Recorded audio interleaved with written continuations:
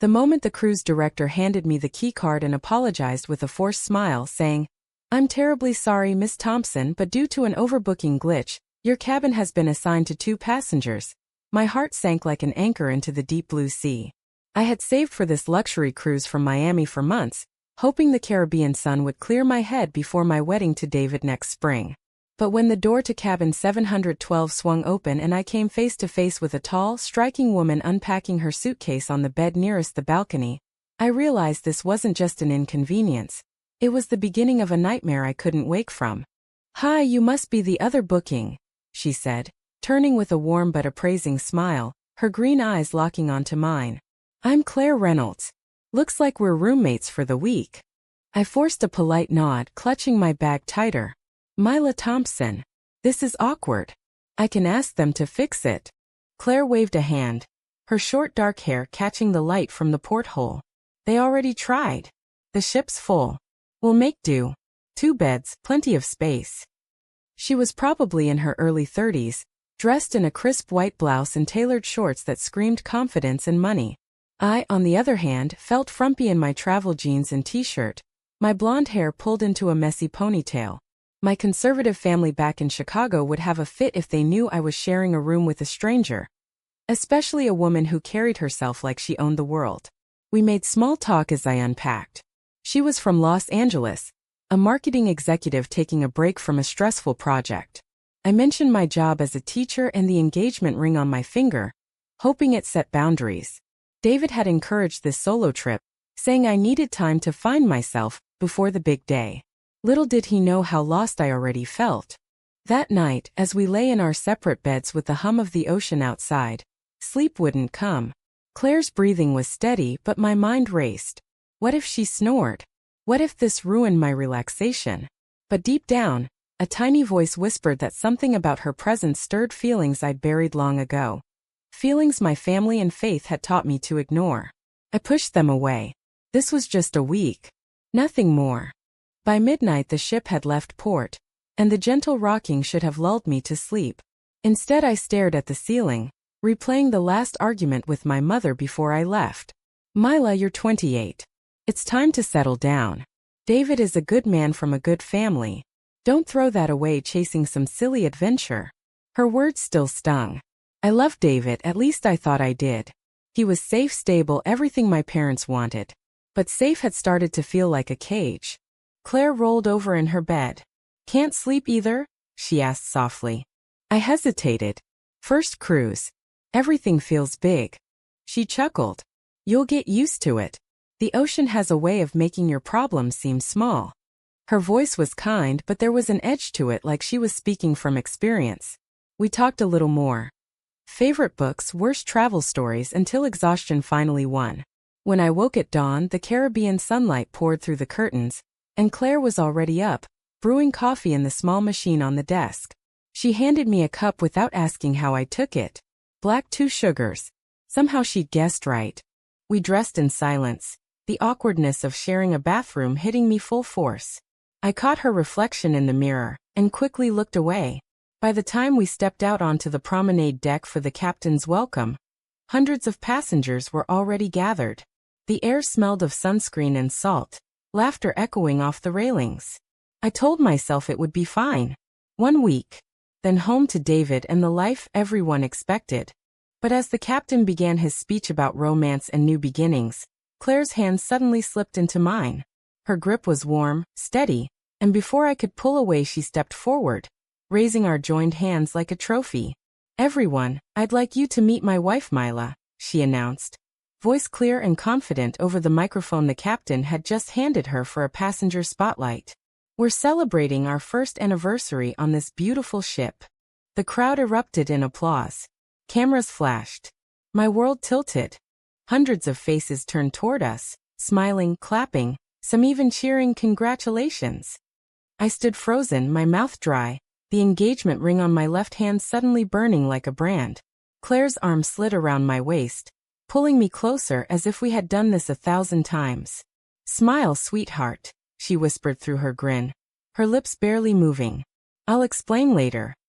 I smiled, or at least my face stretched into something that looked like one. while inside my mind screamed, wife. I wasn't even sure I liked women that way. Or was I? The question had haunted me since college, but I had buried it under prayer meetings and my mother's lectures about sin.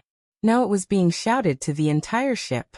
When the spotlight finally moved on, and the captain resumed speaking, I yanked my hand free and stormed toward the nearest staircase, Claire right behind me. Back in the cabin, I slammed the door. What the hell was that? My voice cracked. You can't just, I'm engaged, Claire. To a man. My family would disown me if they saw that. Claire sat on the edge of her bed, calm as ever.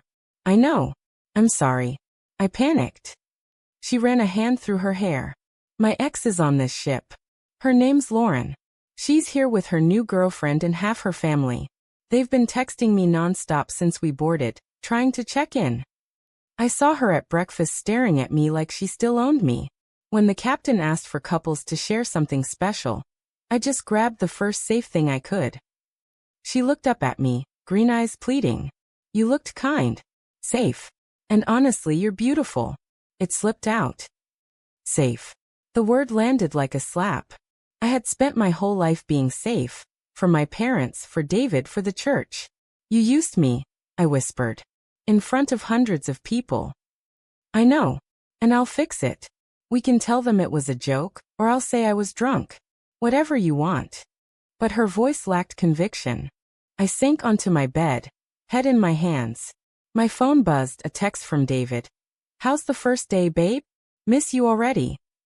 I couldn't answer. Instead, I stared at the ring on my finger, and felt nothing but guilt. Claire waited, giving me space, but the silence stretched until it hurt. By lunch the rumor had spread.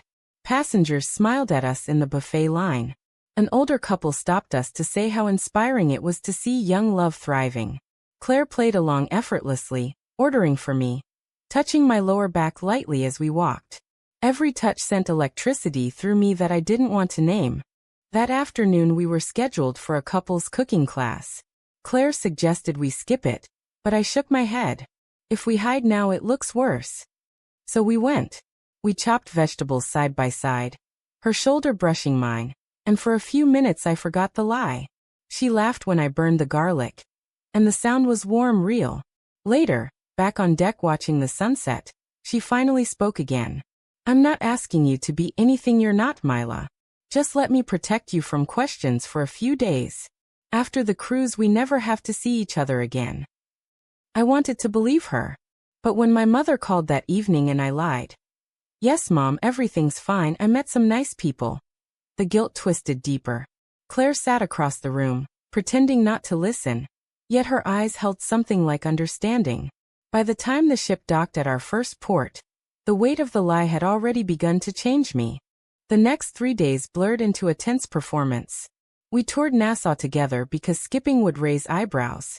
Claire bought me a ridiculous straw hat and insisted on taking photos for the story. Every click of the camera felt like another nail in the coffin of my old life. At night we returned to the cabin exhausted. Yet the air between us crackled. She never pushed, never touched me without warning.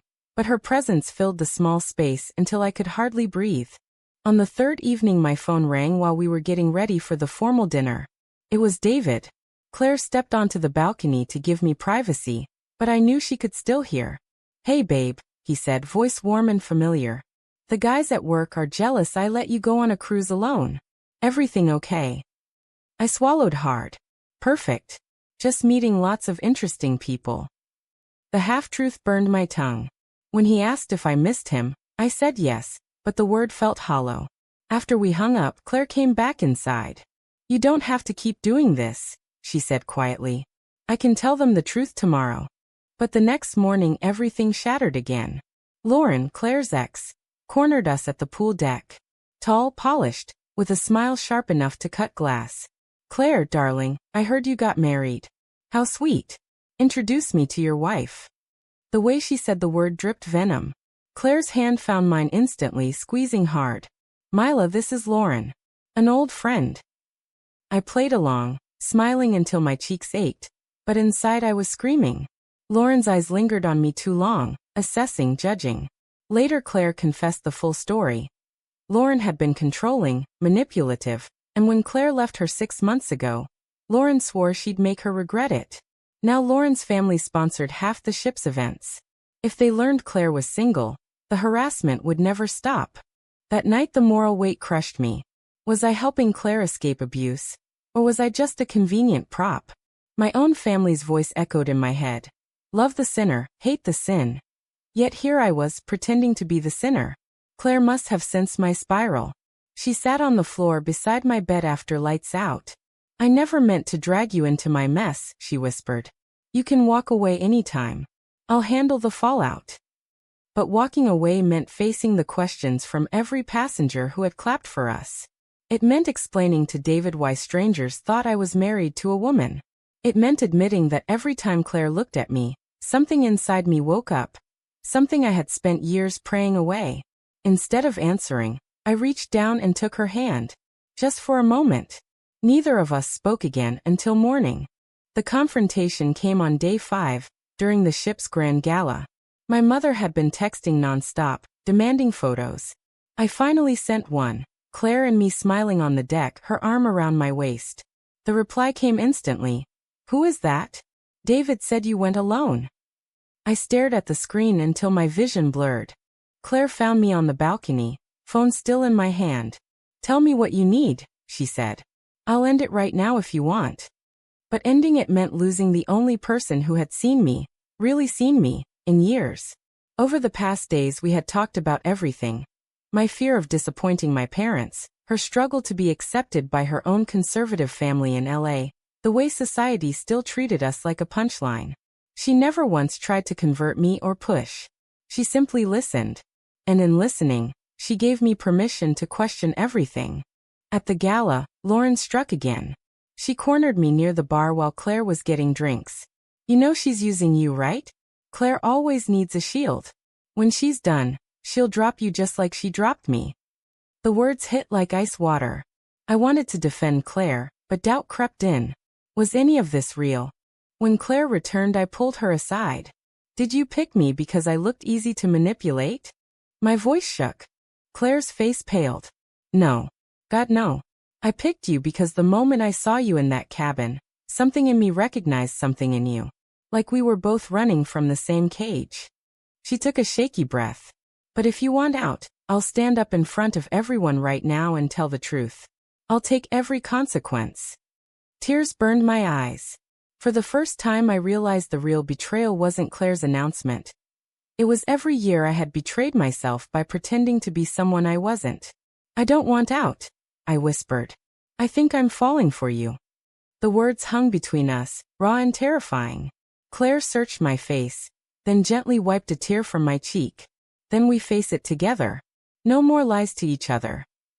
That night we talked until sunrise, about my family's expectations, about the life I had built on sand, about the cost of choosing truth. When the ship docked at the last port, I called David. The conversation was short, painful, and final. By the time I hung up, my engagement ring was in my pocket, and my heart felt both broken and free. Word spread faster than the trade winds. By breakfast the next morning, passengers whispered. Some offered kind smiles. Others stared with open disapproval. An older woman from Texas actually pulled me aside in the elevator. Honey, you're playing with fire. Think of your family.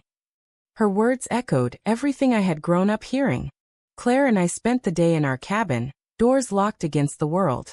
We talked about what came next, her apartment in LA, my teaching job in Chicago, the inevitable explosion when my parents learned the truth. I'll lose them, I said, voice cracking. My mother will never speak to me again. Claire held me while I cried.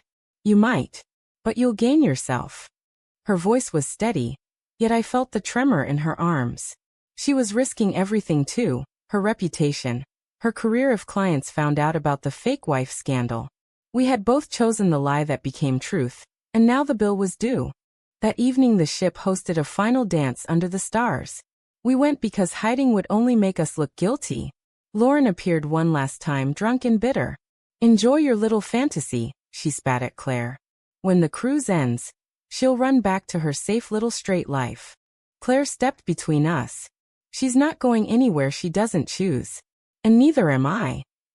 The simple declaration cracked something open inside me. When the band played a slow song, I took Claire's hand and led her onto the floor. We danced in front of everyone, no more hiding, no more performance. Her forehead rested against mine. And for the first time the world felt right. Later, back in the cabin, we sat on the balcony with the ocean stretching endlessly. I'm scared, I admitted. Of losing my family, my job, everything I thought I was. Claire nodded. Me too. But I'd rather be scared with you than safe without you. We didn't sleep that night. We talked. We held each other. We made plans that felt both impossible and inevitable. By the time the Miami skyline appeared on the horizon, I had made my choice. Disembarking was chaos. Reporters, tipped off by someone, maybe Lauren, waited on the pier with cameras. Is it true? One shouted. Are you really married?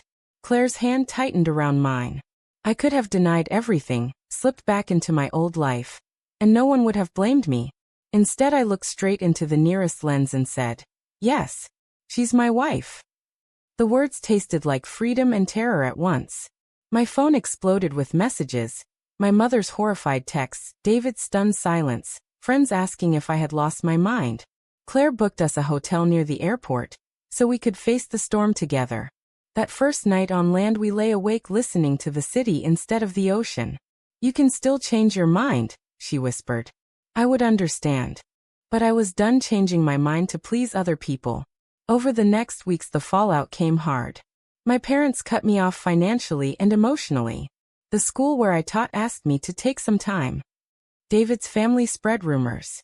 Yet every time the pain hit, Claire was there, steady, patient, reminding me that I was not alone.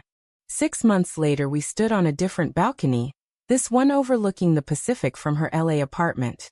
My mother had finally agreed to a video call. She cried the whole time, but at the end she said, I don't understand, but I love you.